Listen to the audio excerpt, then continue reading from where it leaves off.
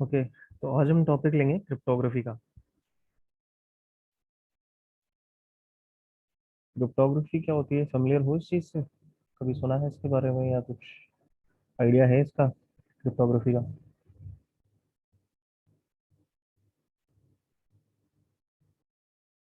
नहीं? चलो ठीक है, देखते हैं क्रिप्टोग्राफी क्या होती है। देखो, क्रिप्टोग्राफी जो है उसका मेन पर्पस क्या होता है? किसी भी तरह की कम्युनिकेशन का,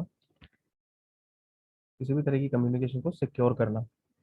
ये कम्युनिकेशन मतलब कोई भी तुमने मैसेज भेजा, या इवन जैसे हम इंटरनेट यूज कर रहे हैं, मैं किसी वेबसाइट से कनेक्टेड हूँ, तो मेरे और वेब सर्वर के बीच जो मैसेज आ जा रहे हैं वो भी सब इसके अंडर आता है। किसी भी तरह की कम्युनिकेशन को सिक्योर करने के लिए, मतलब जो टेक्निक्स होती हैं, जो कंसेप्ट्स होते हैं, उसको हम कहते हैं क्रिप्टोग्राफी।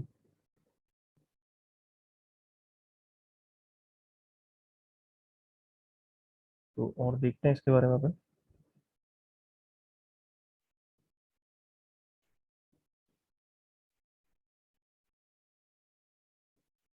एनक्रिप्शन डिक्रिप्शन इसके बारे में सुना है कभी?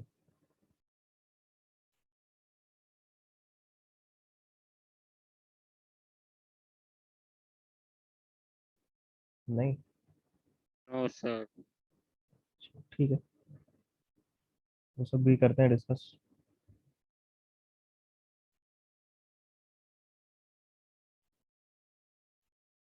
अच्छा, व्हाट्सएप तो यूज किया ही होगा, यस सर। है ना? किया है सर। व्हाट्सएप में कभी देखा है कि उसमें कोई भी, जैसे चैट होती है, यस सर। तो वहाँ पे लिख के आता है कि messages sent are end to end encrypted, इस तरह से लिखा आता है। देखा है वो? हाँ सर, क्या? इंक्रिप्टेड होती है कि हमारे जो हम भेज रहे हैं वो हम पढ़ सकते हैं और जो जिसके पास भेज रहे हैं वो पढ़ सकता है, बाकी बीच में कोई नहीं पढ़ सकता वो। बाकी बीच में कोई नहीं पढ़ सकता? अच्छा अच्छा। हाँ, तुमने मैसेज भेजा, हम जब बैकअप भी करते हैं ना तो वो भी इंक्रिप्टेड फॉर्म में बैकअप होता है वो। एन्क्रिप्टेड फॉर्म में होता है, बिल्कुल। तो सिर्फ व्हाट्सएप नहीं है, तो मैंने एक एग्जांपल यहाँ पे यूज किया।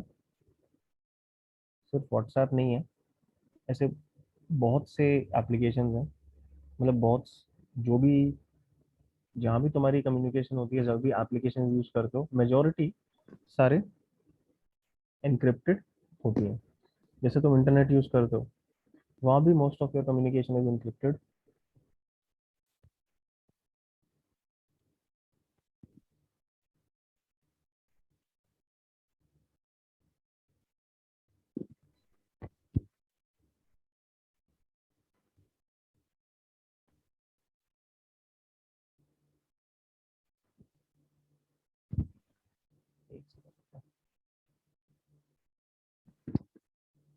तो उस प्रोसेस को क्या कहते हैं कि जैसे मैंने मैसेज कोई भेजा, ठीक है, मैसेज को जब वो जाता है, जब वो ट्रांसमिट हो रहा होता है ओवर द नेटवर्क, जैसे तुम्हारी डिवाइस से निकला मैसेज, तो वो डिवाइस से जाने से पहले उसको एनक्रिप्ट कर देते हैं ऐसे फॉर्मेट में।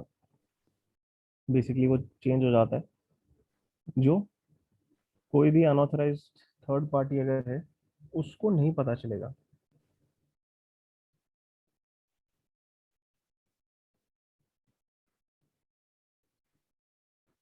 अगर उस वो देख भी लेता है उस टेक्स्ट को, उसको समझ नहीं आएगा कि क्या है।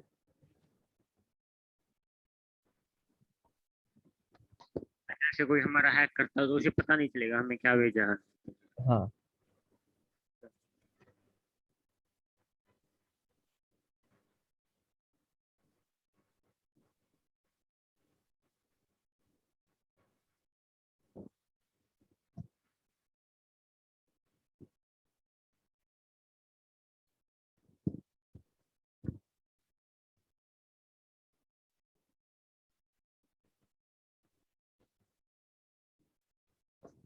हेलो। हाँ बोलो। सर मैंने लगा मेरा नेटवर्क प्रॉब्लम आ गया, आप बोल नहीं रहे थे। ये स्क्रीन शेयर कर रहा था मैं। Yes okay sir. हाँ, दिख रही है ना स्क्रीन? हाँ दिख रही है सर। अच्छा, तो क्रिप्टोग्राफी जैसे कि यहाँ पे दिया हुआ है, is a practice and study of techniques for secure communication in the presence of third parties called adversaries. मतलब बेसिकली कोई भी कम्युनिकेशन इस तरह से सिक्योर करना कि सिर्फ जो सेंडर है और जो रिसीवर है उन्हीं को पता चले कि क्या मैसेज भेजा हुआ है, और कोई थर्ड पार्टी अगर उसको देखने की कोशिश करे तो उसको नहीं पता चलेगा कि क्या तुमने सेंड किया है मैसेज।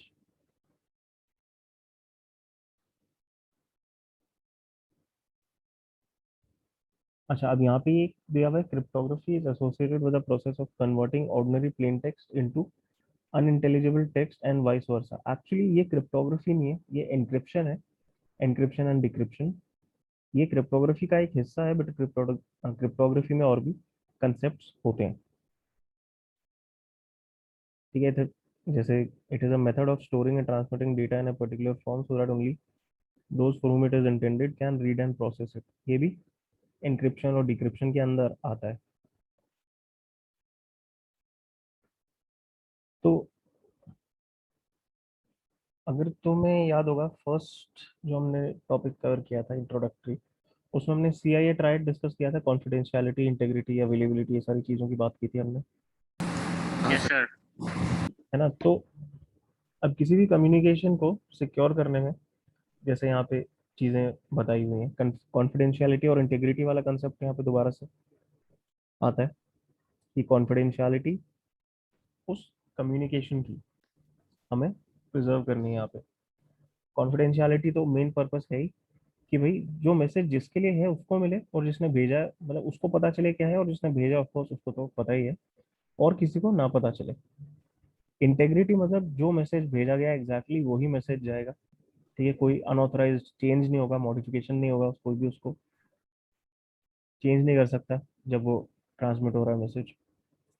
फिर नॉन रेपुडिएशन यहाँ पे आता है। जैसे कि नॉन रेपुडिएशन का मतलब क्या है?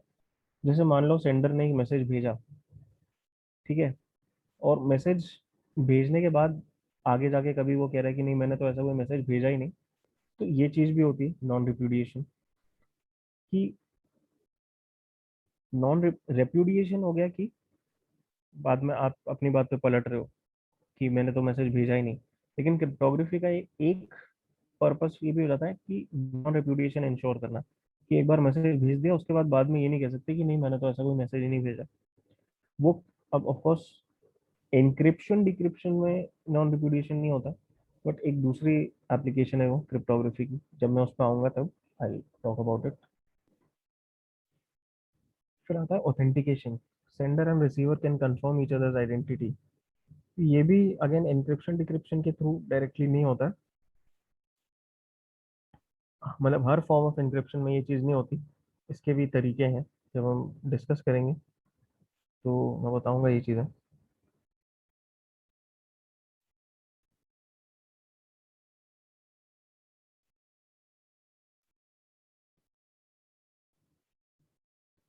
तो अब जो है,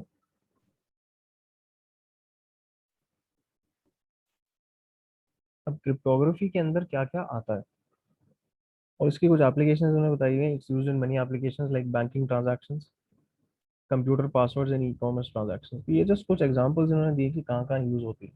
इवन तुम इंटरनेट यूज कर रहे हो, कोई वेबसाइट यूज कर रहे हो, जैसे फॉर एग्जांपल यही वेबसाइट जिसमें मैंने ये डॉक्यूमेंट में व्यू कर रहा हूँ, यहाँ पे भी ये क्या है, ये लॉक सिंबल आ रहा है, मतलब कि ये सिक्योर कम्युनिकेशन है। इसमें भी क्रिप्टोग्राफी का यूज हो रहा है।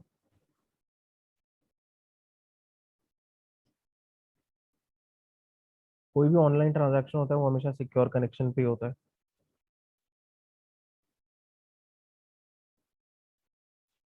ठीक है, नॉर्मल मतलब इनसिक्योर कनेक्शन पे या अनसिक्योर कनेक्शन पे कभी भी कोई तुम्हारा ऑनलाइन ट्रांजैक्शन नहीं हो सकता।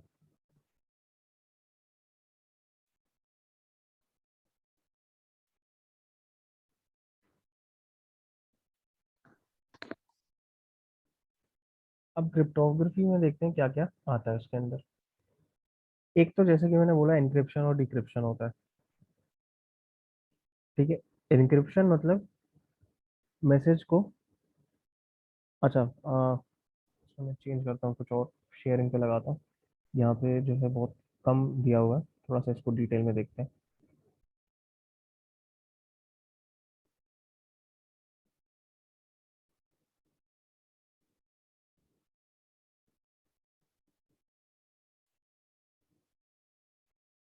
ओके, अब इसमें एन्क्रिप्शन बेसिकली दो तरह का होता है, सिमेट्रिक और एसिमेट्रिक। बट उससे पहले, अभी सिमेट्रिक एसिमेट्रिक छोड़ो, अभी पहले ये देखो जो डायग्राम यहाँ पे दिया हुआ है। हम क्या करते हैं कि प्लेन टेक्स्ट मतलब जो ओरिजिनल मैसेज है उसको लेते हैं एन्क्रिप्शन में। एन्क्रिप्शन वाला जो प्रोसेस है उस पर रन करते हैं, उसके बाद वो साइफर टेक्स्ट बन जाता है। साइफर टेक्स्ट मतलब, अब जैसे प्लेन टेक्स्ट में क्या था, ये मैसेज दिया हुआ था, dear John this is my account number, और नंबर दिया हुआ है। साइफर टेक्स्ट में वो एक ऐसे फॉर्मेट में कन्वर्ट हो गया जहाँ तुम अगर इसको डायरेक्टली देखोगे तुम्हें लगेगा यार ये तो कुछ भी ऐसे ही है और कुछ काम का मैसेज नहीं है। साइफर टेक्स्ट मतलब अनरीडेबल होता है, नॉर्मली तुम ऐसे पढ़ोगे नहीं समझ आएगा। अब उस साइफर टेक्स्ट से वापस अगर हमें प्लेन टेक्स्ट चाहिए, तो प्लेन टेक्स्ट में क्या होता है, जो उसको प्रोसेस जो होता है प्लेन टेक्स्ट में कन्वर्ट करने का, उसको कहते हैं डिक्रिप्शन। तो वो इसका एन्क्रिप्शन का रिवर्स प्रोसेस होता है। अगर मैंने कोई चीज एनक्रिप्ट की है तो उसको डिक्रिप्ट भी किया जा सकता है। ठीक है, तो ये चीज ध्यान में रखना कि एन्क्रिप्शन का रिवर्स प्रोसेस होता है। और जैसे मान लो मैंने व्हाट्सएप पे कोई मैसेज भेजा किसी को, ठीक है, अगर हेलो लिख के मैंने भेज दिया, या मान लो यही मैसेज किसी को अगर भेजा है, तो मेरे को तो जो मैंने मैसेज भेजा वही दिख रहा है, पर व्हाट्सएप बैकग्राउंड में क्या कर रहा है, उसको पहले एनक्रिप्ट कर रहा है। साइफर टेक्स्ट जो बन रहा है वो सेंड करेगा व्हाट्सएप, फिर दूसरे एंड पे जो रिसीवर है उसकी डिवाइस पे रिसीव होगा मैसेज, वहां पे व्हाट्सएप वाली एप्लीकेशन क्या करेगी, उसको डिक्रिप्ट करेगी, प्लेन टेक्स्ट में कन्वर्ट करेगी, और वो प्लेन टेक्स्ट मैसेज फिर जो रिसीवर है उसको दिखेगा। तो ये पूरा जो प्रोसेस है ये अब बैकग्राउंड में होता है, एप्लीकेशन अपने आप उसको हैंडल करती है, हमें खुद से नहीं करना होता कुछ भी। और बेसिकली क्या है कि एन्क्रिप्शन के सर, कई, हाँ बोलो। तो ये डिक्रिप्ट टारगेट नहीं कर और नहीं कर सकता अटैक कर सर? नहीं, अटैकर नहीं कर सकता। जिसके पास भेजा है उसी के पास होगा तो हाँ, डिक्रिप्ट। वही डिक्रिप्ट कर सकता है उसको। Okay sir. तो अब यहाँ पे क्या दिया हुआ है कि एन्क्रिप्शन दो तरह का होता है, सिमेट्रिक और एसिमेट्रिक। ठीक है, दो कैटेगरी होती है एन्क्रिप्शन की, सिमेट्रिक और एसिमेट्रिक। सिमेट्रिक एन्क्रिप्शन, इसको सीक्रेट की, शेयर्ड की या प्राइवेट की एन्क्रिप्शन भी बोलते हैं। इसमें क्या, अब जो एन्क्रिप्शन होता है बेसिकली कैसे होता है कि कई अलग अलग तरह के एल्गोरिदम बने हुए हैं, मैथमेटिकल एल्गोरिदम्स जो है बनाए हुए हैं इस चीज़ के लिए, और उन्हीं के बेसिस पे होती है ये सारी चीज़ें। ठीक है, एन्क्रिप्शन डिक्रिप्शन ये जो भी होता है ये उन एल्गोरिदम्स के बेसिस पे होता है। अब कोई भी चीज़ एन्क्रिप्ट करने के लिए, ठीक है, तुम्हें वहाँ पे प्लेन टेक्स्ट चाहिए, एक एल्गोरिदम चाहिए, और वो एल्गोरिदम क्या करता है, एक की यूज करता है। ठीक है, की को तुम एज अ पासवर्ड जैसा समझ सकते हो, ठीक है, पासवर्ड नहीं होता वो, इट्स अ की, बट उसके जैसा समझ सकते हो। तो अब जैसे मान लो ये प्लेन टेक्स्ट दिया हुआ है, ठीक है, जो एग्जांपल यहाँ पे दिखाया हुआ है ये प्लेन टेक्स्ट हमने लिया है, और एन्क्रिप्शन अप्लाई हुआ है इस पर, और एन्क्रिप्शन अप्लाई करने के बाद उसको साइफर टेक्स्ट में कन्वर्ट कर दिया। ठीक है, वही प्रोसेस ऐसे ही होता है। और लेकिन जो एन्क्रिप्शन प्रोसेस है उसमें जैसा मैंने बोला एक की यूज होगी। अब वो की जो है वो भी एल्गोरिदम खुद ही जनरेट करता है की, और डिक्रिप्शन के टाइम पे भी की जरूरत होती है। सिमेट्रिक एन्क्रिप्शन में क्या होता है कि जो की होती है एन्क्रिप्शन के लिए भी वही यूज होती है और डिक्रिप्शन के लिए भी उसी को यूज करते हैं, सेम की दोनों जगह यूज होती है। और ये की किसके पास होती है, जैसे जो मैंने व्हाट्सएप में एग्जांपल दिया, तो व्हाट्सएप जो एप्लीकेशन है उसके पास वो की है, लेकिन अगर किसी और को वो मैसेज मिलता है उसके पास वो की नहीं है, तो वो उस डेटा को नहीं देख सकता। इसीलिए जो है अगर एंक्रिप्टेड होता है डेटा तो उसको बिना की के कुछ नहीं किया जा सकता वहाँ पे। अब जैसे हमने रैंसमवेयर की बात की थी, रैंसमवेयर याद है ना, मैलवेयर के टाइम पे डिस्कस किया था। Yes sir. तो रैंसमवेयर में होता क्या है, जो रैंसमवेयर मैलवेयर होता है, वो क्या करता है, तुम्हारे डेटा को एन्क्रिप्ट कर देता है, और उसकी की सिर्फ वो जो मैलवेयर है, जो रैंसमवेयर प्रोग्राम है, उसके पास होती है। तो तुम बिना की के अपना डेटा डिक्रिप्ट नहीं कर सकते। Yes sir. इसीलिए तो फिर होता है कि वो पैसे मांगते हैं कि अगर पैसे नहीं दोगे तो तुम्हारा डेटा चला जाएगा। वो भी ऐसे ही करते हैं।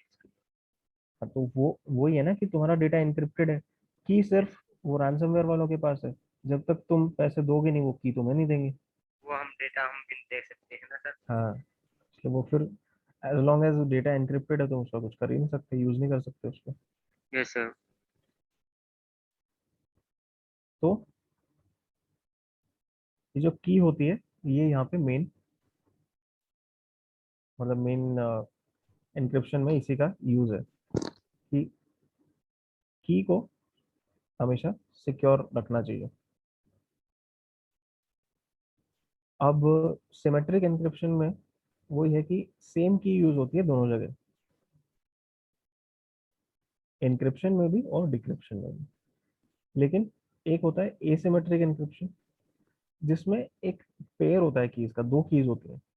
अगर उसमें से एक की तुमने यूज की है एन्क्रिप्ट करने के लिए, तो वो की डिक्रिप्ट करने के लिए नहीं यूज कर सकते, उसका जो दूसरा पार्ट है, दूसरी जो की है, वो यूज करनी पड़ेगी डिक्रिप्शन के लिए। सेम की को दोनों जगह नहीं यूज कर सकते। ये जो पेयर होता है, अब जैसे अगर एसिमेट्रिक एन्क्रिप्शन हम यूज कर रहे हैं, तो हर किसी के पास एक पेयर होगा कीज का। जैसे अगर दो लोग हैं तो एक के पास अपना पेयर होगा, दूसरे के पास दूसरा पेयर होगा। तो नंबर ऑफ कीज जो यूज होती हैं वो ज्यादा होती हैं यहाँ पे। अभी एसिमेट्रिक एन्क्रिप्शन एग्जैक्टली किस तरह से काम करता है, वो आगे हम लोग देखेंगे। ठीक है, लेकिन इसमें क्या होता है, पब्लिक और प्राइवेट होती हैं कीज। जैसे सिमेट्रिक एन्क्रिप्शन में तो क्या है कि हमेशा सीक्रेट रहती है, सिर्फ जिसने एनक्रिप्ट किया और जो उसको डिक्रिप्ट करना है उन्हीं के पास होनी चाहिए की। लेकिन पब्लिक की प्राइवेट की में क्या होता है, वो आगे मैं बात करता हूँ। जैसे पब्लिक की मतलब पब्लिक होती है, हर किसी को एक्सेस होता है उसका। प्राइवेट मतलब वो सिर्फ जिसकी की है वही रखता है अपने पास। एग्जैक्टली क्या है और डिटेल में मैं बताता हूँ आगे।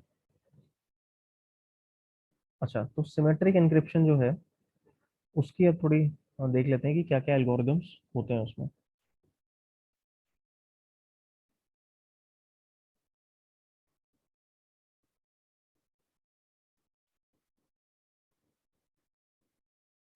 ठीक है, सिमेट्रिक एन्क्रिप्शन के एल्गोरिदम्स देख लेते हैं। तो एक एल्गोरिदम तो यहाँ पे होता है डेटा एन्क्रिप्शन स्टैंडर्ड या डीईएस। मतलब ये थोड़ा पुराना है एक्चुअली, आज की डेट में इसको ज़्यादा कहीं यूज़ नहीं करते, बट ये पहले आया था और इसके बारे में इसकी इंफॉर्मेशन लेनी ज़रूरी है।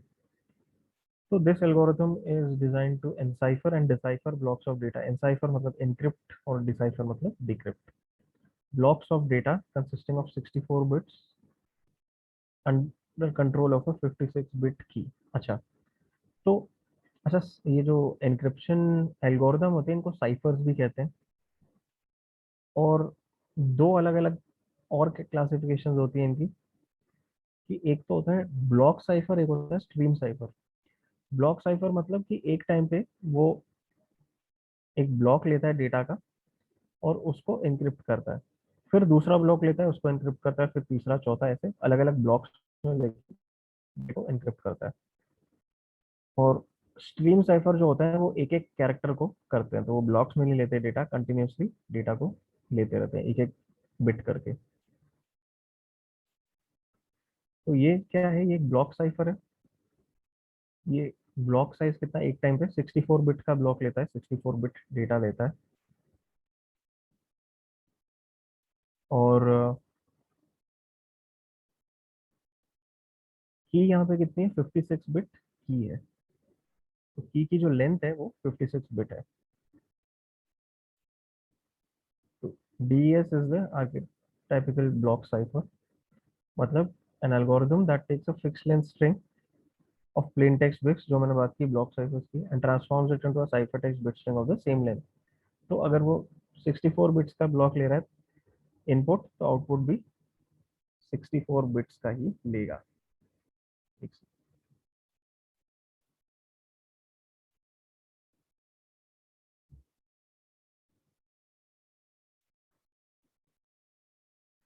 अब यहाँ पे जो लास्ट पॉइंट है ये भी देखो, due to the inherent weakness of DES with today's technologies, जैसे मैंने बोला था डीएस काफी वीक एल्गोरिदम है, पुराना है ना, और वीक है, और इसको आज के डेट में कहीं हम यूज नहीं करते। ठीक है, इससे बेटर एक एल्गोरिदम है, काफी बेटर, वो ही यूज होता है। तो जैसे क्या मेंशन है, some organisations repeat the process 3 times, तो ट्रिपल डीईएस या 3 डीईएस करके भी एक एल्गोरिथम आया था इसकी जगह, जिसमें ये एन्क्रिप्शन प्रोसेस 3 बार करते हैं ताकि थोड़ा सा ज्यादा सिक्योर हो जाए। 3 डीईएस या ट्रिपल डीईएस के नाम से भी जाना जाता है, लेकिन वो भी उतना कुछ सिक्योर है नहीं।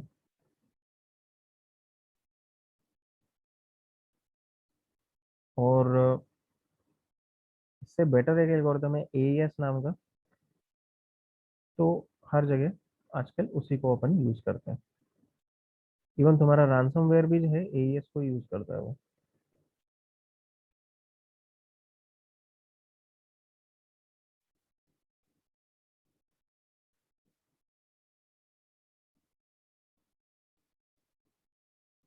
एईएस क्या होता है, एडवांस्ड एन्क्रिप्शन स्टैंडर्ड, एईएस।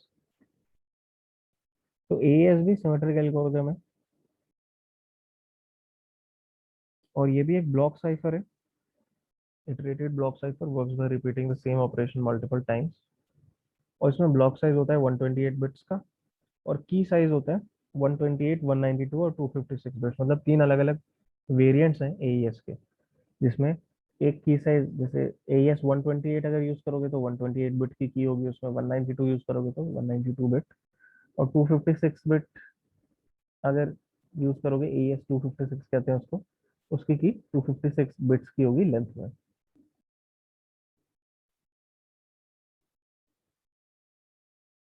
तो एईएस आज के डेट में जहाँ भी सिमेट्रिक एंक्रिप्शन हमें यूज करना होता है, हम एईएस को ही यूज करते हैं, क्योंकि वो अच्छा है, सिक्योर है, और उसको क्रैक करना ऑलमोस्ट इम्पॉसिबल माना जाता है। ठीक है, बहुत मुश्किल है क्रैक करना। ये इसका सूडो कोड दिया हुआ है, एल्गोरिथम दिया हुआ है, मतलब एल्गोरिथम में जाने की हमें जरूरत नहीं है। अगर तुम स्टडी करना चाहते हो अलग बात है, बट हम यहाँ पे एल्गोरिथम में डिटेल में नहीं जाते, उसका कोई वो नहीं है फायदा। और हमारे पास है सिमेट्रिक इंक्रिप्शन एल्गोरिथम्स में RC4, RC5 और RC6। अभी जो RC4 है ये भी स्ट्रीम साइफर है, मतलब ये स्ट्रीम साइफर है, पिछले अभी तक हमने जितने देखे वो ब्लॉक साइफर से। RC5 ये दोबारा से ब्लॉक साइफर है, RC6 भी ब्लॉक साइफर ही है। और इनको भी हम यूज करते हैं, मतलब कुछ एप्लीकेशन हैं इनकी, बहुत ज़्यादा तो नहीं है। जैसे जो वाईफाई सिक्योरिटी में हमने एक दो वो डिस्कस किए थे ना, सिक्योरिटी मेथड्स, तो WEP जो देखा था और WPA जो देखा था, उन दोनों में क्या RC4 यूज होता है। RC4 उतना स्ट्रॉन्ग है नहीं, लेकिन WPA2 में AES यूज होता है, तो AES is very secure, very strong, तो AES तो हम आराम से यूज कर सकते हैं, इसलिए WPA2 इतना सिक्योर है कंपैरेटिवली, क्योंकि AES is a very strong algorithm.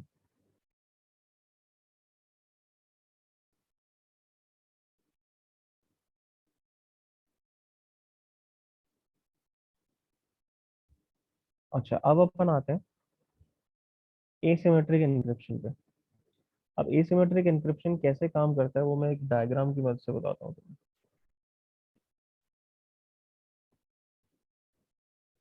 ठीक है, यहाँ पे इसको पब्लिक की क्रिप्टोग्राफी भी बोलते हैं,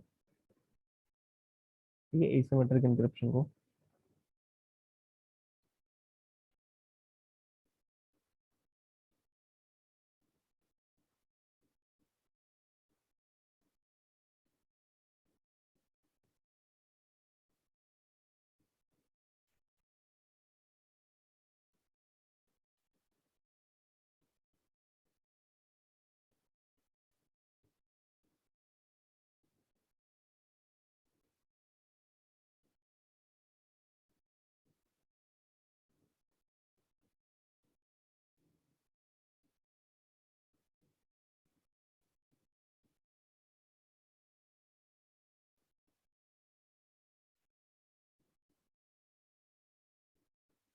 ओके, ये दिख रही है स्क्रीन?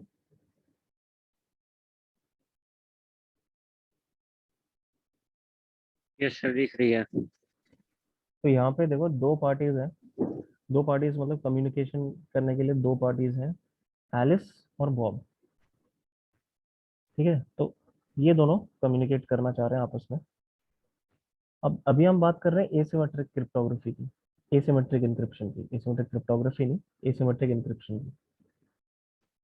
ठीक है, सिमेट्रिक में तो क्या है, एक ही की यूज होती है, सिंपल प्रोसेस है वो। इसको थोड़ा अब ध्यान से देखना, एसिमेट्रिक एन्क्रिप्शन कैसे होता है। अब दोनों के पास एक प्राइवेट की और एक पब्लिक की है। ठीक है, यहाँ देखो, एलिस के पास एक प्राइवेट की है, एक पब्लिक की है। बॉब के पास एक प्राइवेट की और एक पब्लिक की है।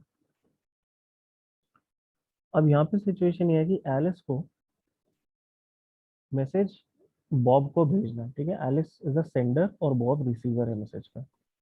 एलिस मैसेज सेंड करेगी, बॉब रिसीव करेगा।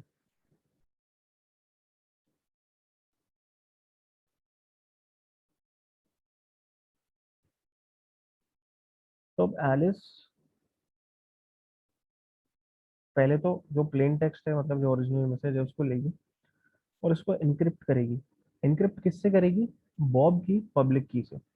अब पब्लिक की क्या होती है कि अगर तुम्हारी पब्लिक की है, वो पब्लिक है, कोई भी उस पर एक्सेस कर सकता है। लेकिन तुम्हारी जो प्राइवेट की है, वो सिर्फ तुम अपने पास ही रखोगे, किसी और को नहीं बताओगे, किसी और से शेयर नहीं करोगे। प्राइवेट की प्राइवेट होती है, पब्लिक की पब्लिक होती है, किसी को भी किसी से भी शेयर हो जाती है वो।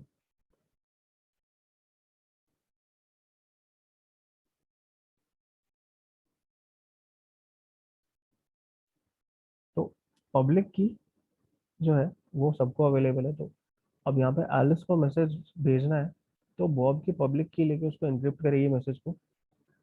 तो प्लेन टेक्स्ट एनक्रिप्ट हो गया, साइफर टेक्स्ट बन गया। अब यहाँ इन्होंने साइफर टेक्स्ट की थोड़ी स्पेलिंग गलत दी है, वाई की जगह आई होता है वहाँ पे साइफर टेक्स्ट में, तो वो चीज़ ध्यान रखना।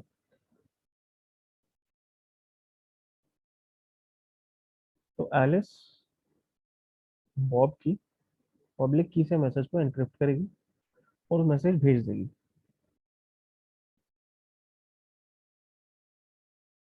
ठीक है, अब ये ई मतलब दिखाएगा अगर कोई थर्ड पार्टी है और वो स्निफिंग या स्नूपिंग करने की कोशिश कर रही है, वो अगर उसको दिख भी जाता है मैसेज, तो उसको समझ नहीं आएगा क्या है, क्योंकि एनक्रिप्टेड मैसेज है।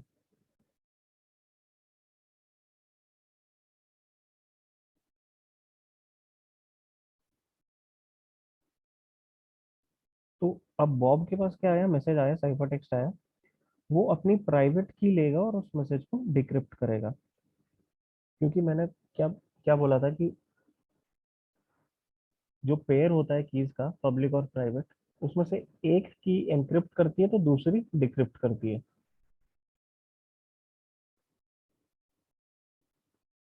अब ऐसा जरूरी नहीं है कि दोनों में से कोई पर्टिकुलर की है वही एनक्रिप्ट करेगी, दूसरी डिक्रिप्ट करेगी। अगर पहली की ने एनक्रिप्ट किया दूसरी डिक्रिप्ट करेगी, अगर दूसरी ने एनक्रिप्ट किया तो पहली डिक्रिप्ट करेगी। लेकिन सेम की से दोनों चीजें नहीं हो सकती यहाँ पे। तो बॉब की पब्लिक की से मैसेज डिक्रिप्ट हुआ था, तो सिर्फ उसकी प्राइवेट की, सॉरी, एनक्रिप्ट हुआ था, तो सिर्फ उसकी प्राइवेट की से ही डिक्रिप्ट हो सकता है।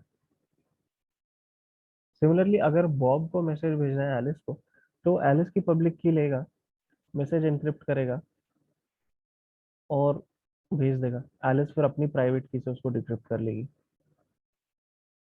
ठीक है, समझ आया प्रोसेस?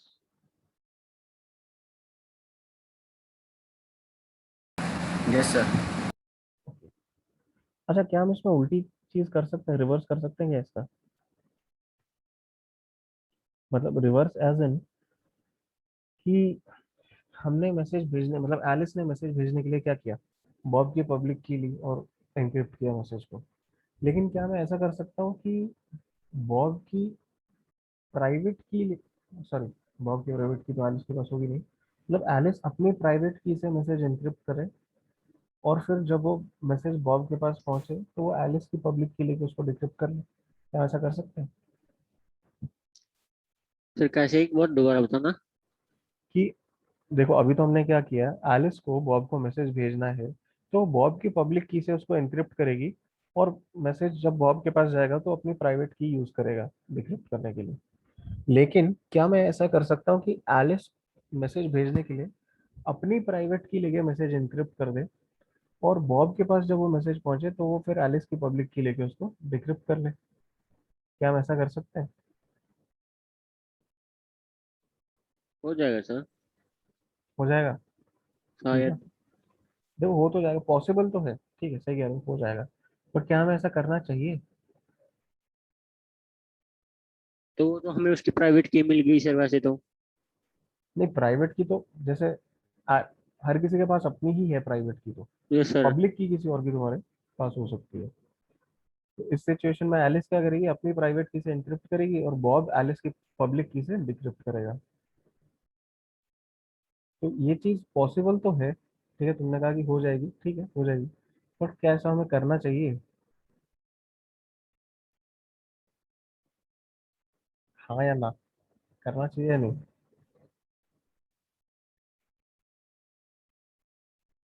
सर करना चाहिए। करना चाहिए।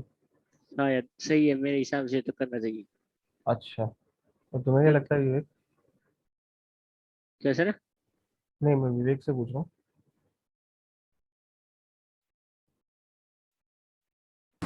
सर मुझे ऑडिबल नहीं है ढंग से आपके पास, थोड़ा बीच में अटक जाती है फिर।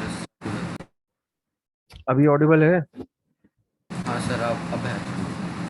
मैं ये पूछ रहा हूँ कि अभी हमने क्या किया, एलिस को मैसेज भेजना था बॉब को, उसने बॉब की पब्लिक की से मैसेज एनक्रिप्ट कर लिया। बॉब के पास जब मैसेज पहुंचा उसने अपनी प्राइवेट की से उसको डिक्रिप्ट कर लिया मैसेज को और पढ़ लिया कि क्या है। क्या हम ऐसा कर सकते हैं कि एलिस अपनी प्राइवेट की से मैसेज एनक्रिप्ट करके भेज दे और बॉब के पास जब जाएगा वो मैसेज तो वो एलिस की पब्लिक की लेके मैसेज को डिक्रिप्ट कर लेगा?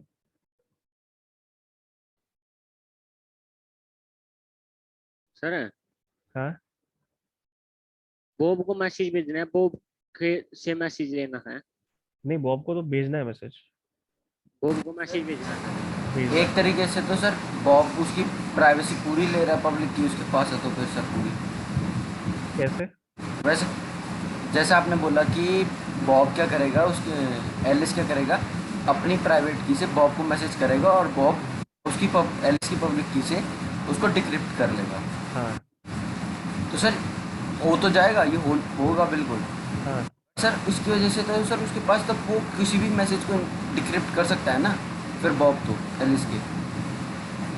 Exactly exactly।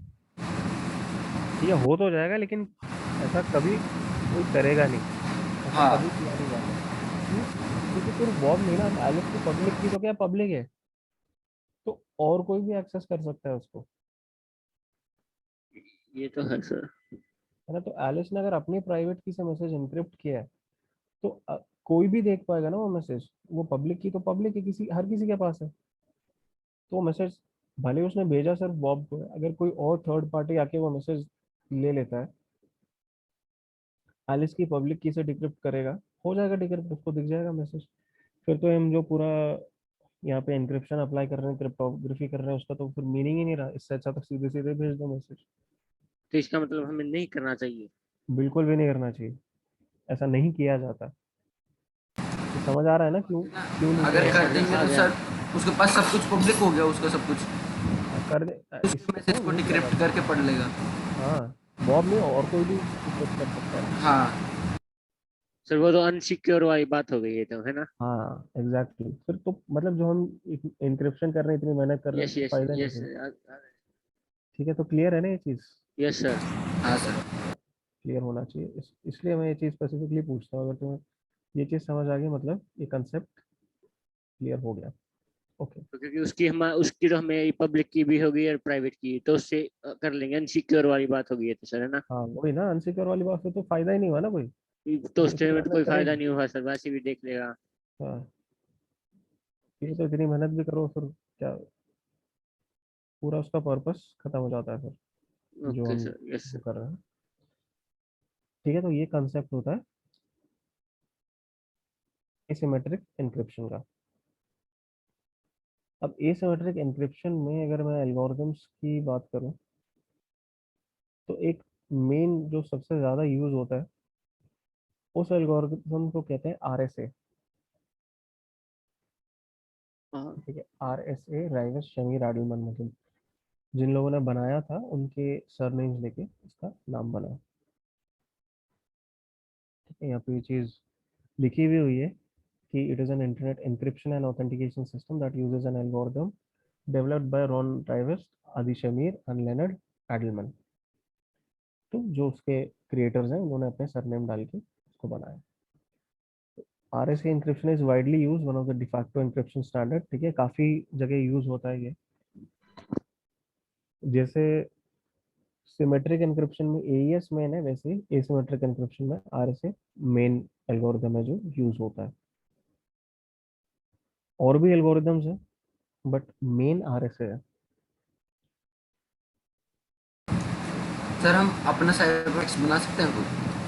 अपना साइफर टेक्स्ट बना सकते हैं? Cipher text? मैं, कोई मैसेज है, हाँ, हमें हमारा कोई मैसेज है, उसे हमें साइफर टेक्स्ट में कन्वर्ट करना कन्वर्ट है। कर, हाँ कर सकते हो, बिल्कुल कर खुद सकते हो, खुद दिखाता भी कर हूँ। सकते हैं ना सर? हाँ कर सकते हो बिल्कुल। मेजोरिटी जो ऑफ द एप्लीकेशन जो है क्रिप्टोग्राफी की, वो सारी बैकग्राउंड में होती है, तुम्हें दिखेगी नहीं। बट हाँ, ऑफ कोर्स ये एल्गोरिथम्स तुम भी ट्राई कर सकते हो अपने। जैसे मान लो AES यूज करना है, RSA यूज करना है, कुछ भी यूज करना है, ऑनलाइन टूल्स होते हैं, मैं दिखाता हूँ कैसे होता है। ठीक है, और वहाँ से तुम फिर मैसेजेस एनक्रिप्ट करके देख सकते हो कि क्या वो है।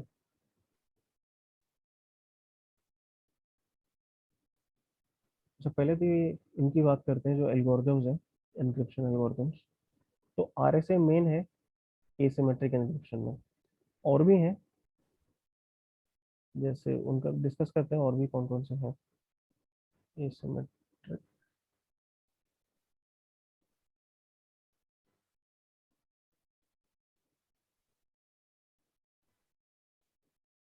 अब ये जो सारे एन्क्रिप्शन एल्गोरिथम्स हैं, बेसिकली ये क्या होते हैं, काफ़ी क्या बोल सकते हैं इसको कि अपना, तो इनमें क्या है, कई सारी कॉम्प्लेक्स मैथमेटिकल कैलकुलेशंस होती हैं। ठीक है, जो एल्गोरिथम्स हैं इनमें क्या है, मैथमेटिकल कैलकुलेशंस होते हैं काफ़ी सारे। तो अब RSA में जैसे, इवन RSA AES ये काफ़ी प्रोसेसर इंटेंसिव होता है। ठीक है, इसके लिए काफ़ी कैलकुलेशन करनी पड़ती है प्रोसेसर्स को, इन एल्गोरिथम्स को चलाने के लिए। तो RSA का एक ऑल्टरनेटिव है ECC या इलिप्टिक कर्व क्रिप्टोग्राफी। ये भी एसिमेट्रिक एन्क्रिप्शन है, काम वही है, एसिमेट्रिक एन्क्रिप्शन वाला, provide similar functionality to RSA। लेकिन ये जैसे मोबाइल डिवाइसेस होती हैं, उनके लिए ज़्यादा यूज़ होता है, बिकॉज मोबाइल डिवाइसेस में इतनी कैपेसिटी नहीं होती काफ़ी केसेस में कि वो सारी, मतलब जो RSA है उसको प्रोसेस कर पाए। लो ये थोड़ा ज़्यादा। प्रोसेसर्स होते हैं इसकी वजह से सर।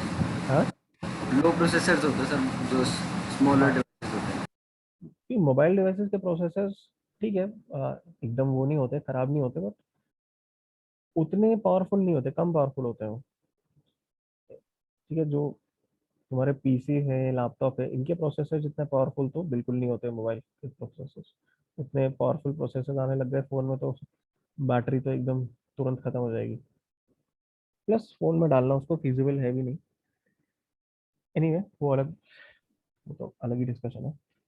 बट अब इसमें क्या है कि ये लिखा भी हुआ है, it is being implemented in smaller devices like cell phones, ठीक है, क्योंकि it requires less computing power, तो प्रोसेसिंग कम चाहिए उसको compared with RSA. ECC encryption systems are based on the idea of using points on a curve to define the public private key pair। अब ये पूरे जो है सारे कॉम्प्लेक्स मैथमेटिक्स यूज होती है सब में, ठीक है, पूरी इन डेप्थ मैथ्स, अब उस पर डिस्कशन में तो हम लोग नहीं जाएंगे। But basically ECC is simpler to implement, और वो ऐसी डिवाइसेस के लिए बनाया गया जो कंप्लीट, मतलब उसको आरएसए को अच्छे से नहीं इम्प्लीमेंट कर पाएंगे, जैसे कि फोन्स वगैरह हो गए, तो उनके लिए this is better, elliptic curve cryptography.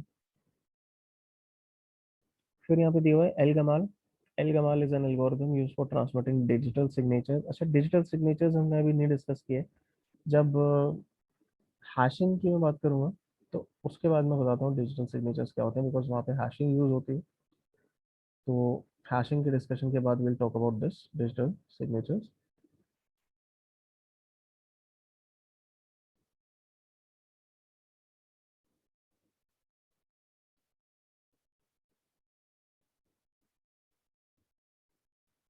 तो डिजिटल सिग्नेचर एल्गोरिथम, वही डिजिटल सिग्नेचर जो है, अभी हमने उसकी डिस्कशन की नहीं है, वो हम बाद में करते हैं।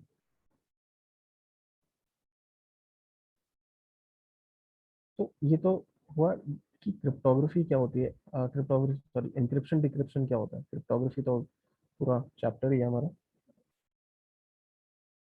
तो एन्क्रिप्शन डिक्रिप्शन क्या होता है वो हमने डिस्कस किया। अच्छा, तुम कैसे एन्क्रिप्ट कर सकते हो अगर तुम्हें कुछ ट्राई करना है, ऑनलाइन कई सारे टूल्स होते हैं। एक है साइबर शेफ करके, आई एम नॉट श्योर उसके बारे में सुना है या नहीं, नहीं भी सुना कोई बात नहीं, मैं दिखा देता हूँ।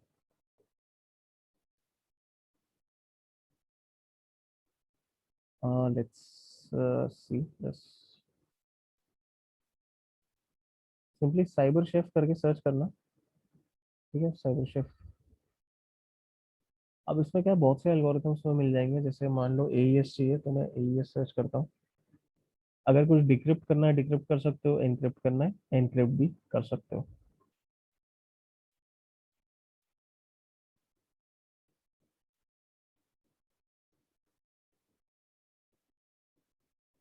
मुझे अगर एनक्रिप्ट करना है मैं इसको यहाँ पर ड्रैग करके ले आऊंगा।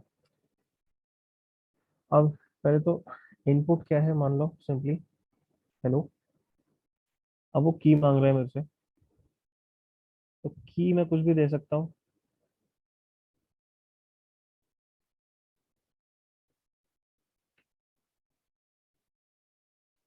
अभी क्या बोल रहा है, 4 बाइट्स की है, छोटी है, ठीक है।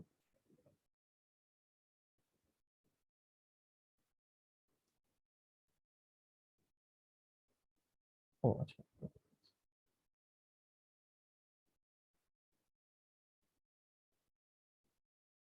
एटलीस्ट 16 बाइट्स की देनी पड़ेगी।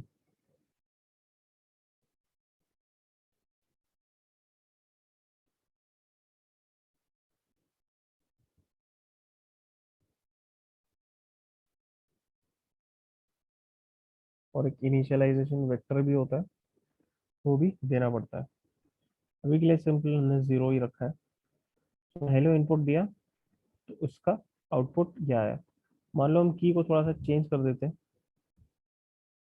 की जगह मैंने एंड में बी रख दिया, तो आउटपुट एकदम चेंज हो जाता है, ठीक है। तो सेम इनपुट के लिए डिपेंडिंग ऑन की क्या है, आउटपुट चेंज हो जाएगा। मैं 1 2 3 4 की जगह एफ कर दूँ तो आउटपुट चेंज हो गया, ठीक है। तो इसमें इंक्रिप्शन डिक्रिप्शन दोनों चीज़ें ट्राई कर सकते हो।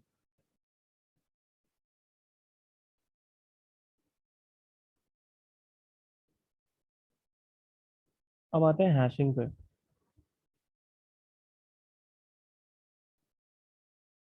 हैशिंग से फेमिलियर हो, क्या होता है हैशिंग?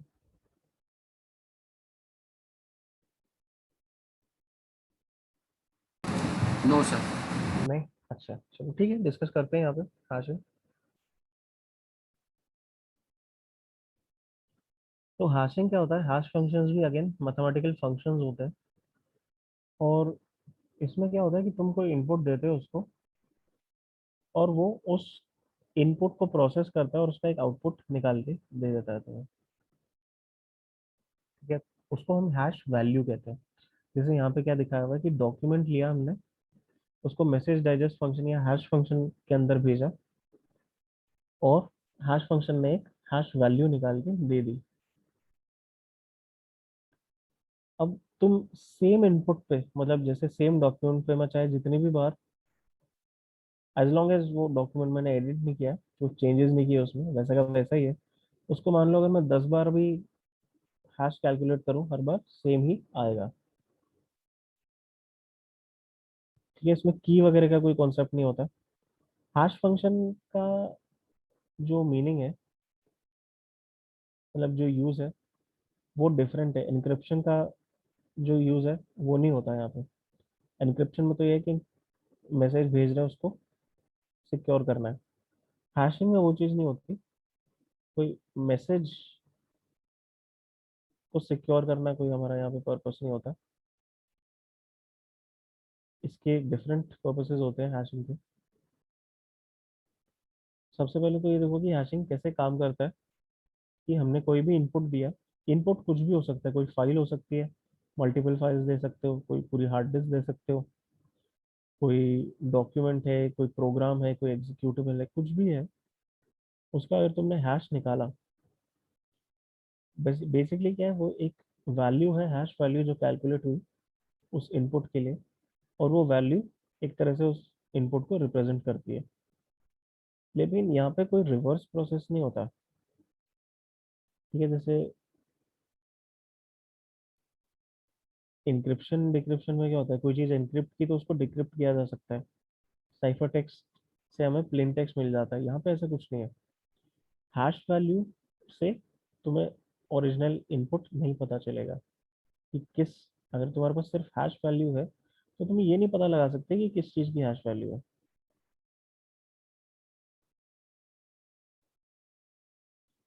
मतलब कोई डायरेक्ट रिवर्स प्रोसेस ऐसा कुछ नहीं है। अब यहाँ पे टेक्स्ट क्या दिया हुआ है, मतलब क्या लिखा हुआ है, hash functions calculate a unique fix size bit string. Sir, हाँ बोलो। जैसे हमारे पास किसी भी चीज की हैश वैल्यू है, हाँ, तो हम इसे पता नहीं कर सकते ये चीज क्या है। अगर तुम्हारे पास सिर्फ हैश वैल्यू है तो तुम उससे ये नहीं पता कर सकते कि किस चीज़ की हैश वैल्यू है। और वो ऐसे पता कर सकते कि इसमें क्या है, क्या लिख रखा। नहीं ना, ऐसे कैसे पता चलेगा। Okay sir. जैसे यहाँ पे ये हैश वैल्यू दी हुई है, फॉर एग्जांपल इसी को जो स्क्रीन पे दी हुई है उसी को ले लो। अब कोई ऐसा प्रोसेस नहीं है जिससे तुम्हें पता चले कि किस चीज़ की हैश वैल्यू है, डायरेक्टली इसको देख के तो बता नहीं सकते ऑब्वियसली। अब तुमने अगर किसी चीज़ की हैश वैल्यू कैलकुलेट की है, तुम्हें पता है कि हाँ ये इस फाइल का हैश है या ये इस टेक्स्ट का हैश है, तुम्हें तो पता होगा। बट अगर सिर्फ तुम्हारे पास कोई हैश वैल्यू है किसी चीज़ की, तो तुम उसको देख के नहीं बता सकते कि ये किस चीज़ की हैश वैल्यू है।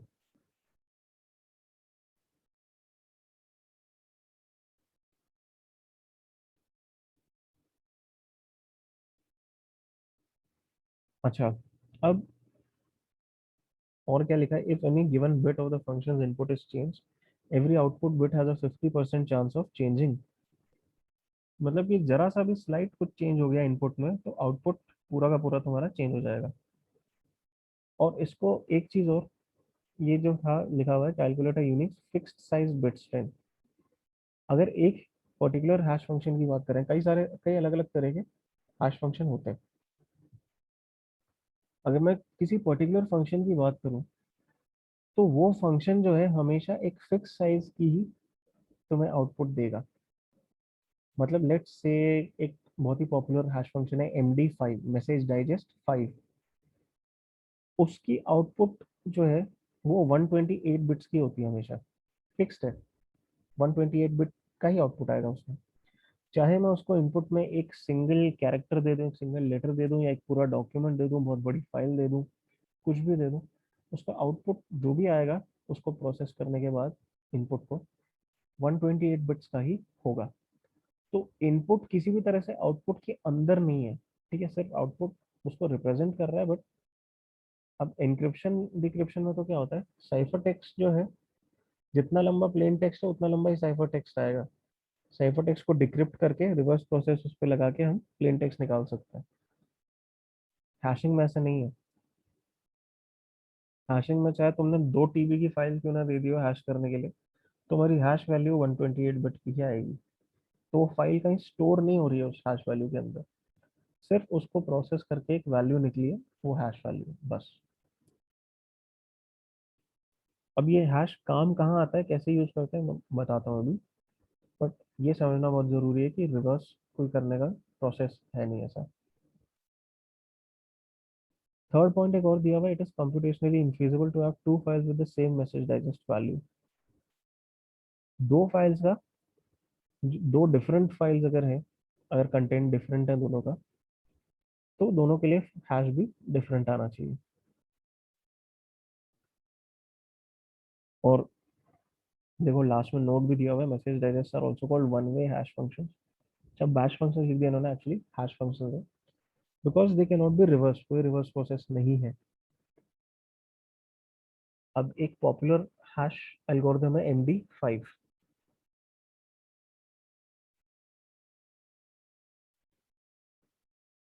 MD5 takes a message of arbitrary length as input and it outputs a 128-bit fingerprint or message digest of the output. Message digest मतलब hash। और एक और चीज दी हुई, it is not collision resistant.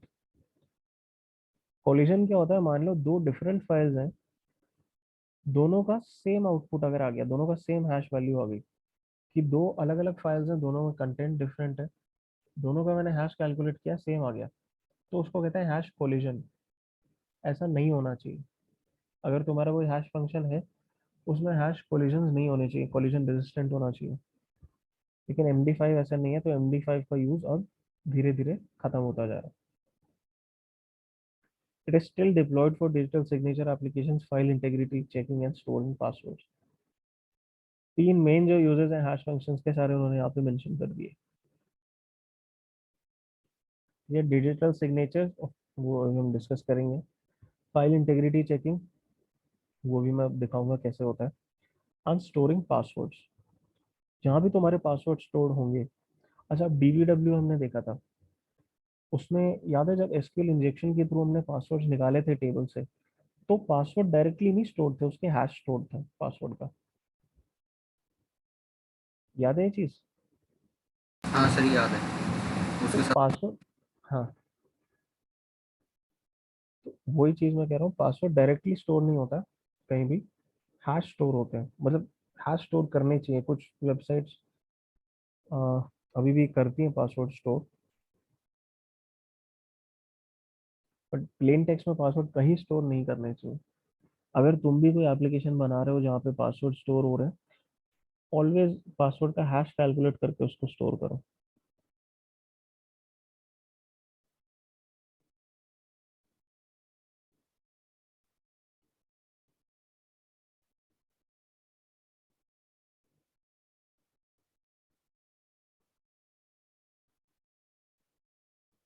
अच्छा, hash calculate कैसे करते हैं वो भी दिखाऊंगा।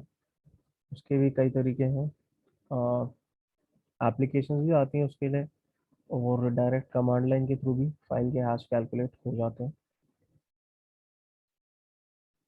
तो सर दूसरे, ये हाँ आपने बताया MD5 एल्गोरिथम है, ये हाँ रिवर्ट बैक नहीं होती। हाँ, MD5 में कोई भी हैश फंक्शन रिवर्सेबल कोई नहीं भी होता। हैश फंक्शन रिवर्ट नहीं होगा सर। हाँ, MD5 नहीं, कोई भी हैश फंक्शन। जैसे कि हमने कोई भी मैसेज था, उससे हाँ, हमने एक हैश फंक्शन में कन्वर्ट कर लिया, हमने बना लिया हैश वैल्यू हैश फंक्शन में हैश कन्वर्ट कर वैल्यू। दिया। तो हाँ, सर हम उसे वापस कैसे लेके आएंगे, वापस हो ही नहीं सकता उसे। नहीं वापस नहीं हो सकता। देखो मैं तुम्हें बताता हूँ, हैशिंग की जो यूजेज है वो मैं एक बार समझाता हूँ, तब फिर तुम देखना कि क्या उसको वापस लाने का की जरूरत नहीं होती। ठीक है, मैं एक्सप्लेन करता हूँ ये चीज। पहले एक दो और हैश एल्गोरिथम्स देख लेते हैं, मेन जो आजकल यूज होता है हर जगह, that is SHA, secure hashing algorithm. ठीक है, MD5 कोलिजन रेजिस्टेंट है, सॉरी कोलिजन रेजिस्टेंट नहीं है, मतलब उसमें कोलिजन होते हैं, दो वैल्यूज के लिए सेम हैश आ सकता है, दो इनपुट्स के लिए same output same hash value आ सकती है, इसलिए MD5 को यूज नहीं किया जाता है। और SHA जो है कोलिजन रेजिस्टेंट है। SHA के भी तीन अलग अलग तरह के SHA 1, 2 और 3। SHA 1 का 160 बिट हैश वैल्यू आती है, MD5 की कितनी थी, 128 बिट। SHA 1 की होती है 160 बिट। SHA 2 जो है थोड़ा बेटर है, इसमें दो अलग अलग तरह के मतलब दो अलग अलग लेंथ के फंक्शन है, एक है SHA 256 और एक है SHA 512। 256 वाले का 256 बिट का आउटपुट है, 512 वाले का 512 बिट का आउटपुट है। और ये भी मतलब ब्लॉक साइजेस जैसे एनक्रिप्शन में होते हैं ब्लॉक साइजेस, ये भी ब्लॉक्स में कर करके एनक्रिप्ट सॉरी एनक्रिप्ट बोल रहा हूँ, हैश जनरेट करते हैं। और फिर है SHA 3।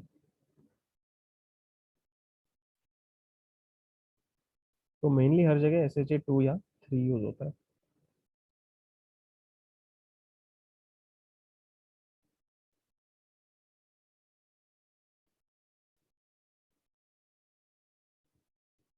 SHA 3 में भी 256 बिट और 512 बिट, इवन एक 384 बिट भी आता है इसमें आउटपुट लेंथ जो है, तो वो भी यूज होता है।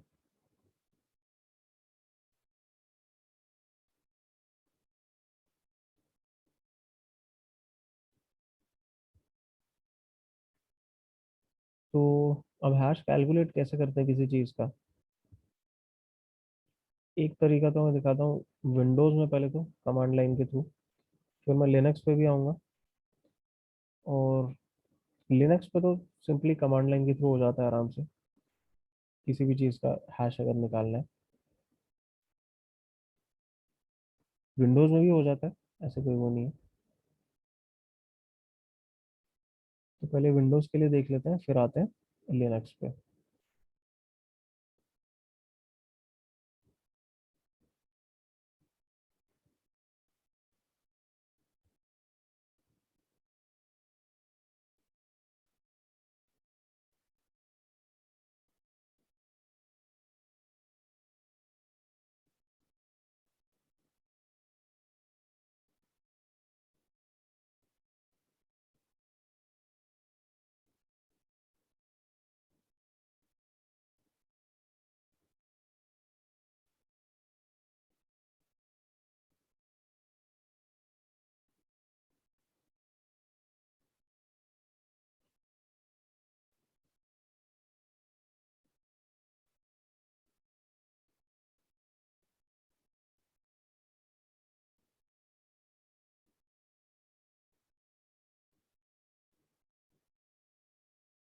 अच्छा, तो विंडोज़ में एक्चुअली CMD में नहीं होगी ये चीज़, लेकिन जो पावर शेल है आजकल, अब विंडोज़ 8, 10 सब में पावर शेल आता है।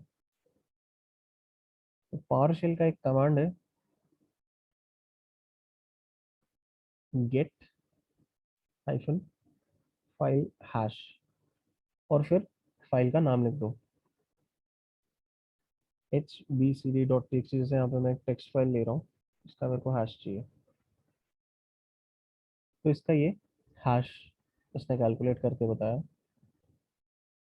तो एल्गोरिदम कौन सा यूज़ किया, बाय डिफ़ॉल्ट उसने SHA 256 यूज़ किया। जो हैश वैल्यू आई वो थी ये, और फाइल का पाथ ये है।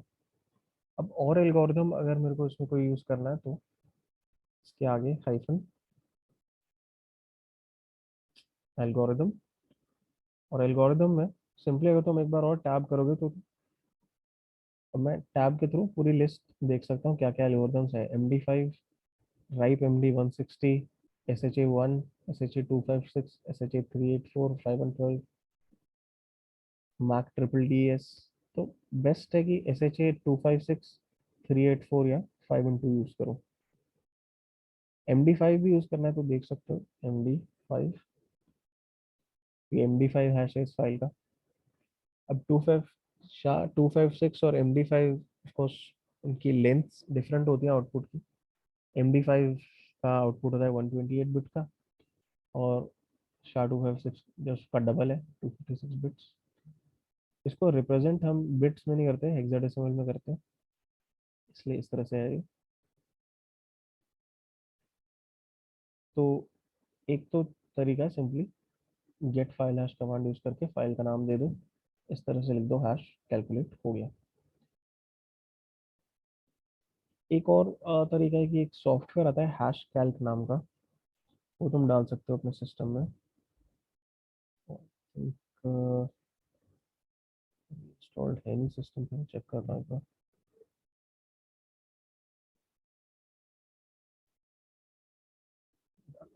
सेकंड रुको।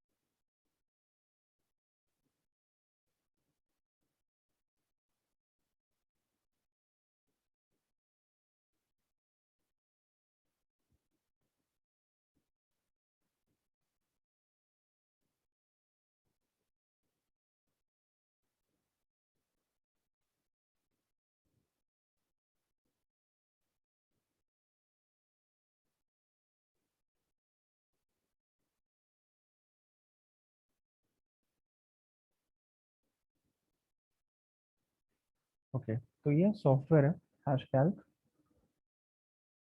और इसमें तुम कोई भी फाइल ले सकते हो। सेलेक्ट किया जैसे data format file, file select की, जैसे मान लो इसी का, चलो readme dot T x T लेके इसको का हैश देखते हैं। और हैश कौन से मतलब कौन से हैश फंक्शन चाहिए, जैसे MD5 MD4, मान लो ये भी सिलेक्ट कर लेते हैं। ये सारे हैश फंक्शन में मेरे को आउटपुट चाहिए, तो अकॉर्डिंगली उसने कैलकुलेट करके बता दिया। कुछ डायरेक्ट स्ट्रिंग देना चाहते हो टेक्स्ट की, तो हेलो लिया, उसका भी मैं हैश कैलकुलेट कर सकता हूँ, तो इस तरह से। और चाहे जितनी बार कैलकुलेट करोगे सेम ही आएगा हैश, सेम वैल्यू के लिए। अगर वैल्यू चेंज हो जाती है तो हैश भी चेंज हो जाएगा। ठीक है, अब देख लेते हैं लिनक्स में कैसे कैलकुलेट होता है हैश। अगर मान लो तुम्हें ये हैश कैल्क नहीं यूज करना है, लेकिन तब भी वैल्यू कैलकुलेट करनी है हैश की, जैसे गेट फाइल हैश जो है वो क्या डायरेक्टली फाइल का हैश बताएगा, तो सिंपली क्या करो, अपना डेटा किसी फाइल में डाल के उसका हैश कैलकुलेट कर लो।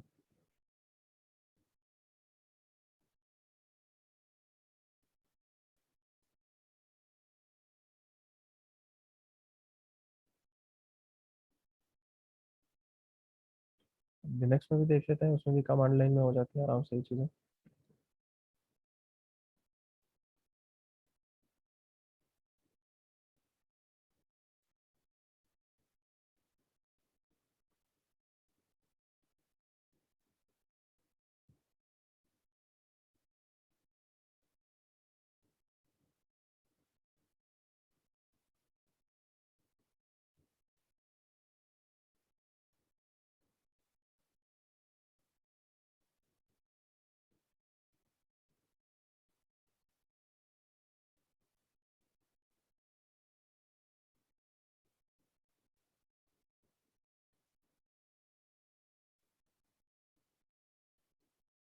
ठीक है, तो ये अब लिनक्स पे आ गए।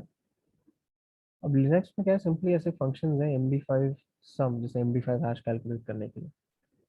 अब इसको मैं किसी फाइल का अगर नाम दूं users dot T x T simply, तो किस तरह से आएगा आउटपुट, ये इसका हैश है, users dot T x T का ये फाइल का नाम है। अगर किसी टेक्स्ट का मेरे को हैश देना है, कैलकुलेट करना है, तो एको जो भी टेक्स्ट है, हेलो, उसको पाइप करते हैं इसमें MD5 सम में, तो टेक्स्ट का हैश निकाल लेगा और यहाँ पे ब्लैंक आएगा बिकॉज कोई फाइल नहीं है ये। सिमिलरली जैसे SHA 256 सम users.txt, तो SHA 256 हैश निकल गया। फिर SHA 384 सम users.txt, वो निकल गया 512 के लिए भी सेम है। अच्छा अब एक काम करते हैं, users.txt में एक चेंज करते हैं सिंपली, ग्रूट था उसको रूट कर दिया, सिंपल चेंज किया एक।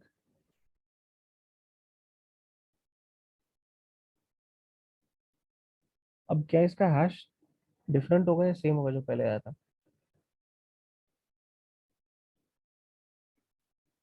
जैसे पहले हमने निकाला था ये, अब उसमें एक स्लाइड चेंज किया, क्या हैश सेम होगा या हैश डिफरेंट होगा?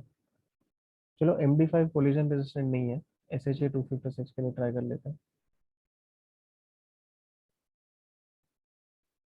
हाँ, अब जो हैश है सेम होगा या डिफरेंट होगा इससे?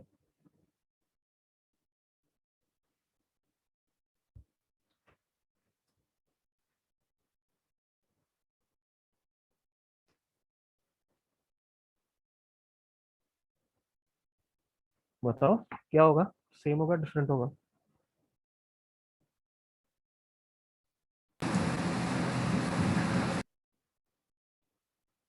सर सेम ही आना चाहिए हिसाब से तो। सेम आना चाहिए? हाँ सर, फाइल नहीं, वही है। फाइल तो वही है लेकिन फाइल का कंटेंट चेंज हो गया ना, कंटेंट में तो चेंज आ गया ना, मैंने कुछ एक एक लेटर हटा दिया वहां से, डेटा चेंज हुआ फाइल का। सेम तो नहीं आएगा सर। हाँ सेम नहीं आएगा, देखो डिफरेंट है, यहाँ पे यस। डिफरेंट था, यहाँ पे डिफरेंट है। अच्छा एक और चेंज करके देखते हैं, अब मेरे को ये जो फाइल है इसको रीनेम अगर करना है, users.txt को मैंने नाम रख दिया यूजर्स न्यू डॉट टी। तो क्या ये हैश और जो ये वाला हैश था जो अभी हमने कैलकुलेट किया, क्या ये सेम आएगा या डिफरेंट होगा? अब मैंने क्या किया है, फाइल का नाम चेंज किया।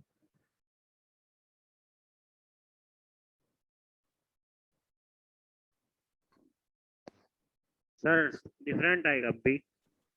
डिफरेंट आएगा?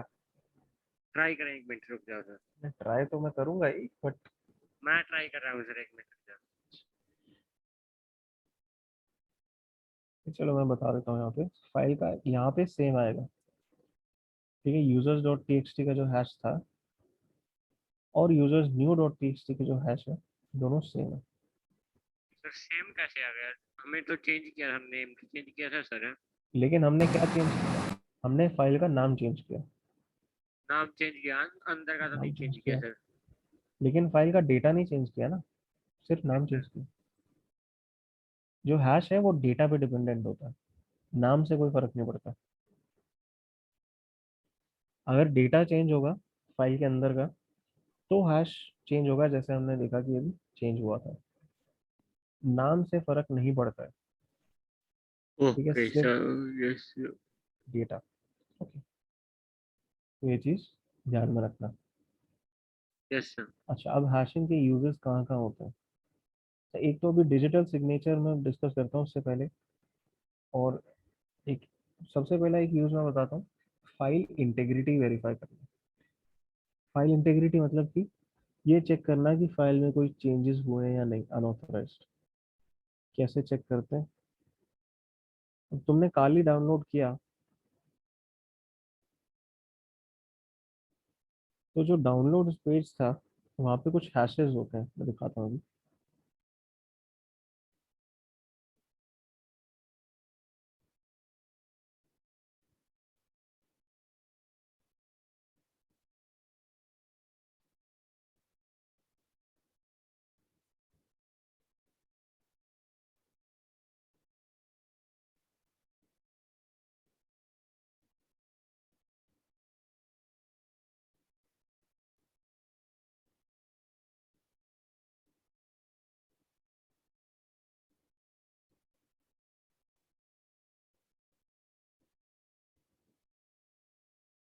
एक second।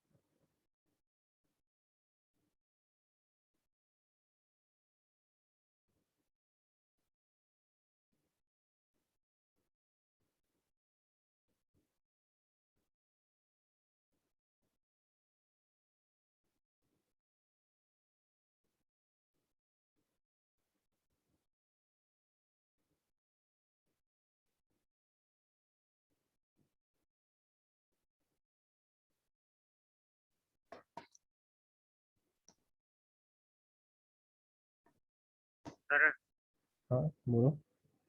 एक मेरा कल वाले में भी इशू आ रहा है। क्या N0 में इशू आ गया बाद में सर।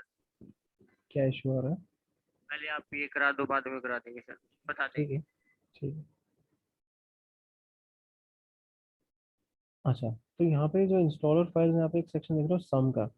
पहले ये अलग फॉर्मेट में रखते थे, अब थोड़ा फॉर्मेट इन्होंने चेंज कर दिया अपनी साइट का। इस सम पे क्लिक करोगे, देखिए SHA-256 सम आ जाएगा। ये क्या है? हैश है। किसका? ये जो ISO फाइल यहाँ से तुम डाउनलोड करोगे उसका हैश इन्होंने दिया हुआ। मतलब इन्होंने जो अपलोड की फाइल, तो अपलोड करने से पहले एक हैश कैलकुलेट किया और उसको यहाँ डाल दिया। अब इसका मतलब क्या फायदा, क्या होता है, मीनिंग क्या होता है इस हैश का? फाइल इंटेग्रिटी चेक करना। मान लो तुम डाउनलोड करोगे इसको अपने सिस्टम में, ठीक है, ISO फाइल डाउनलोड करोगे, तो एक्चुअली करना क्या चाहिए कि अपने सिस्टम पे भी एक बार हैश कैलकुलेट करना चाहिए और इससे मैच करके देखना चाहिए। इसलिए ये लोग हैश वैल्यू प्रोवाइड करते हैं कि तुम अपने सिस्टम पे कैलकुलेट करो और चेक करो कि हैश सेम है या नहीं। अगर सेम है, अगर सेम है तो इसका मीनिंग ये है कि भाई ठीक है, फाइल डाउनलोड हो गई है अच्छे से, कोई प्रॉब्लम नहीं है, तुम यूज़ कर सकते हो, कोई दिक्कत नहीं है। लेकिन अगर हैश डिफरेंट आ रहा है,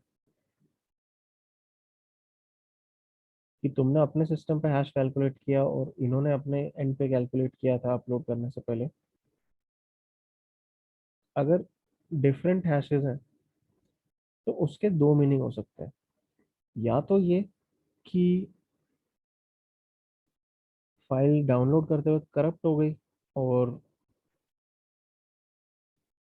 इसलिए जो फाइल हैश तुमने कैलकुलेट किया वो डिफरेंट आया है। अगर फाइल करप्ट हो गई कोई बात नहीं, दोबारा डाउनलोड करो।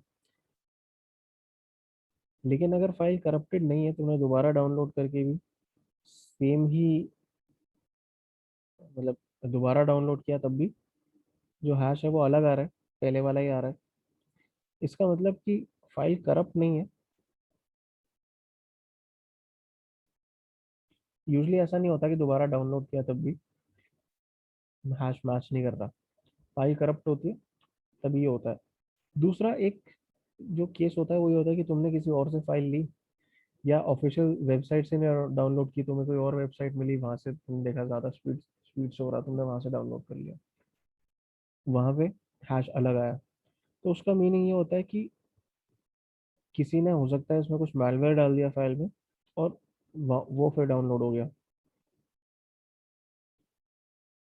या अगर तुमने किसी और से ली, उसका हैश हैश कैलकुलेट किया डिफरेंट आ रहा है, मतलब उसने कोई मालवेयर डाला, कुछ अनऑथराइज चेंज की, मतलब फाइल की इंटीग्रिटी क्या है, मेंटेन नहीं है।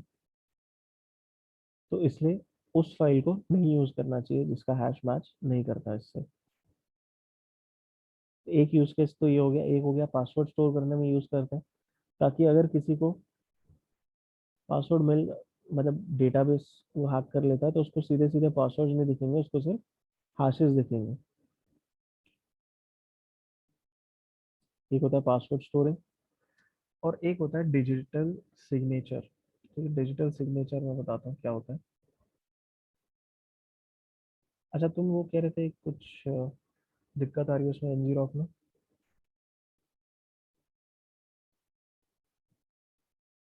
सर तुम कह रहे थे ना NG रॉक में कुछ इशू आ रहा है। यस सर, आ गया था मेरा इशू। क्या आ रहा है?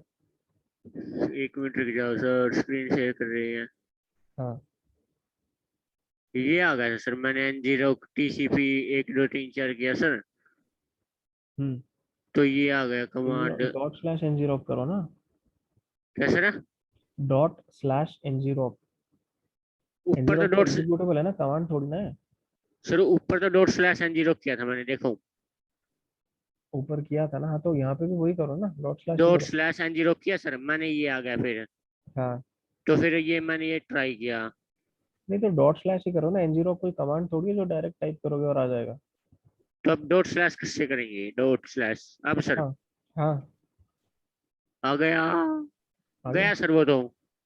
गया? क्या कह रहा ये है? देखो एरर। To sign up. अच्छा, तुमने साइन अप नहीं किया क्या? साइन अप तो किया वेबसाइट सर। से डाउनलोड। अच्छा, तो उसमें ऑथराइज टोकन जो है वो ऐड करना पड़ता है, उसकी इंस्ट्रक्शन देखो। ऑथ एक टोकन मिनट देना एक पड़ता है यहाँ पे। सर एक मिनट एक मिनट। सर प्रीवियस क्लास में आपने क्या करवाया था, मैं कल क्लास नहीं ले पाया था। कल नहीं ले पाते, कल हमने मोबाइल हैकिंग कवर किया था, तो हो गया। तो सर मुझे आज वो उसकी रिकॉर्डिंग वो हाँ, दे। वो मिल जाएगी तुम्हें, चिंता मत करो। सर हाँ, बोलो बोलो। आप बताना क्या करना पड़ेगा। जाओ, उसने जो एड्रेस दिया हुआ है, यूआरएल जो दिया हुआ है, तुमने साइन अप किया है ना इसके लिए? इसके डाउनलोड लिए करने से सर पहले साइन अप तो किया ही होगा इन जीरो वाली डायल साइट पे। यस सर, डाउनलोड करने से पहले साइन अप तो मांगता वैसे भी सर। हाँ, मांगता है ना, तो उसमें जाना पड़ेगा वहाँ पे। जहाँ से डाउनलोड किया था। हाँ। तो अब देखना पड़ेगा कहाँ से किया था। अरे उधर एरर जो है उसके नीचे लिंक दे रखा है, उस पर क्लिक कर दो। वही वो हाँ, वो यूआरएल दिया हुआ है ना डैशबोर्ड वाला। एक मिनट मैंने नहीं देखा। इतने टर्मिनल क्यों खोल के रखे हैं? हाँ हाँ, हाँ, इस ये ये ये इस लिंक पे चले जाओ। हाँ। इसी वाले लिंक।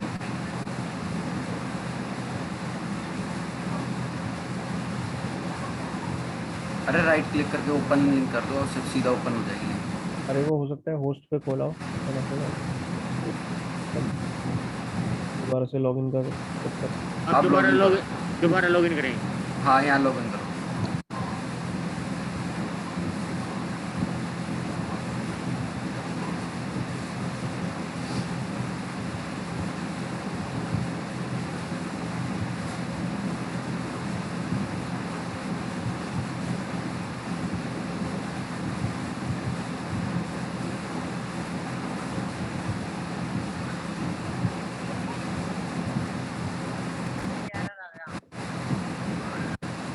अरे पासवर्ड तो सही डालो। पासवर्ड सही है भाई। एक बार दोबारा चेक करके डाल लो। दोबारा चेक कर लो। पेज बंद कर स्टॉप दो तब तक शेयरिंग। देखो भाई। हो गई स्टॉप सर। हाँ, देखिए एक पासवर्ड डालो उसमें जो भी है।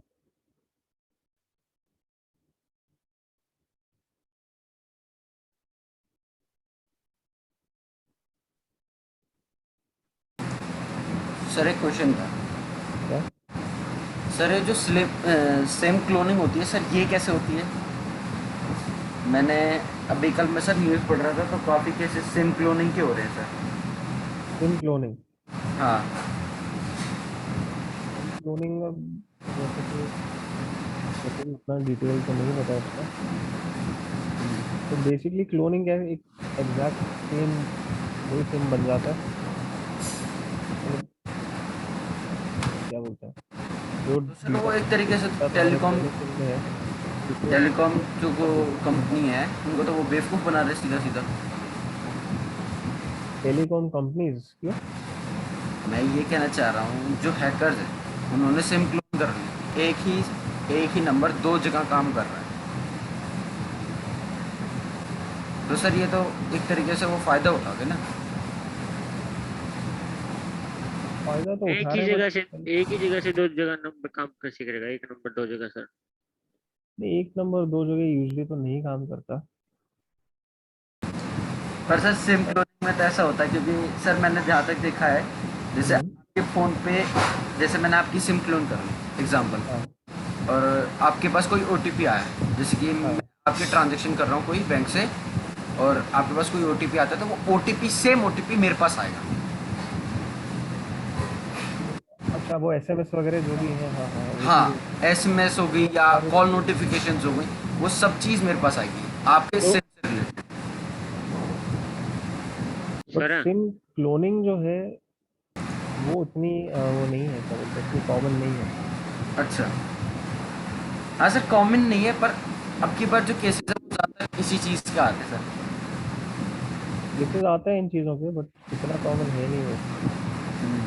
तो सर हाँ, तो इसके लिए जो सिम के पीछे कोड होता है वो बताना पड़ेगा ना। उसके लिए तो पॉसिबल, वो क्या तो बोलते हैं, ये ऐसे तो कौन बताएगा सर, जो सिम के पीछे कोड है वो सिम बताना पड़ेगा कोड इसके क्या, लिए सिम तो। का डेटा पूरा अगर उसको मिलेगा तभी क्लोन हो सकता है, ऐसा थोड़ी। तो तो ऐसे ही हार्डवेयर तो चाहिए ऐसा, होता है उसके लिए। वो तो डुप्लीकेट सिम तभी बनेगी जो सिम के पीछे कोड होता ना सर, उससे डुप्लीकेट बन जाती है ऐसे तो। तो वो कोड, पहली बात तो तुम्हारा सिम कहाँ रहता है फोन के अंदर, वो कोड तो तुम्हें याद होगा नहीं।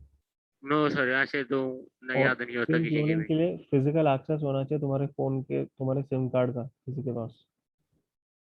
नहीं सर, यस। नंबर फ़ोन में भी होते हैं रिटर्न। क्या चीज? जो सिम नंबर्स होते हैं जो आप बोल रहे हो, जो पीछे लिखा होता है, वो फ़ोन में भी डिस्प्ले होते हैं। तो फोन का एक्सेस तुम दोगे क्या हाँ, किसी को? बस मेन है कि फ़ोन एक्सेस होना चाहिए सामने वाले के हाथ में।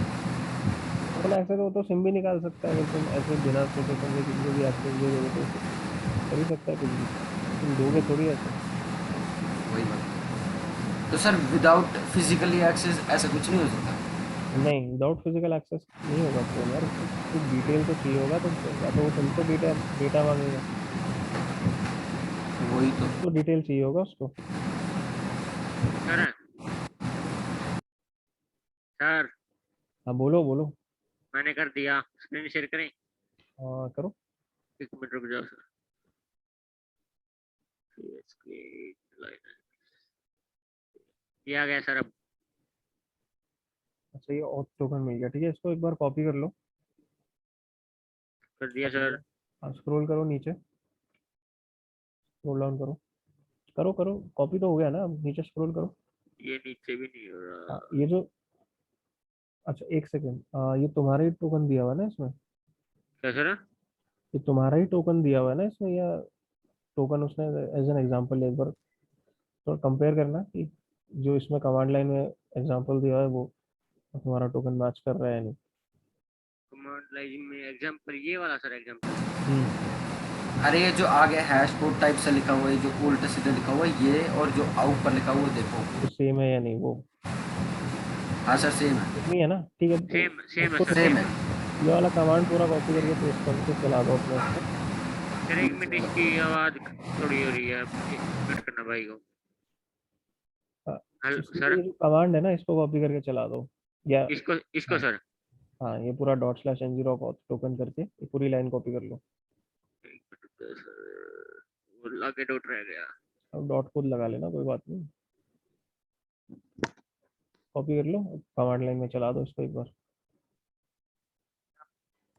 बता दें। डॉट खुद लगाना पड़ेगा, ये होम यूज करके चले जाओ एकदम स्टार्टिंग पे। हाँ ठीक है, एंटर करो सर। एक बार एंटर करो, ये आ और टोकन गया। सेव, अब वो चला के देखो TCP 1 2 3 4, अब वो चल जाएगा। क्या ये वाली कमांड चलानी है या सर वो कौन सी? डॉट स्लैश वाला भाई, डॉट स्लैश के बिना नहीं चलेगा। ये वाली चलाएं सर अब? हाँ अब चला के देख लो, अब चल जाना चाहिए प्रॉपरली। अब तो चल गया। चल गया, ठीक है बस। अरे ये जो आया सर, ये वहां पर पेस्ट करना पड़ेगा? हाँ ये जो नीचे नहीं नहीं, वो तो वेब इंटरफेस है, वो नहीं जो नीचे है ये फॉरवर्डिंग वाला वाला। सर, ये हाँ ये, हाँ TCP/4 हाँ ये। ये, ओके सर, ओके।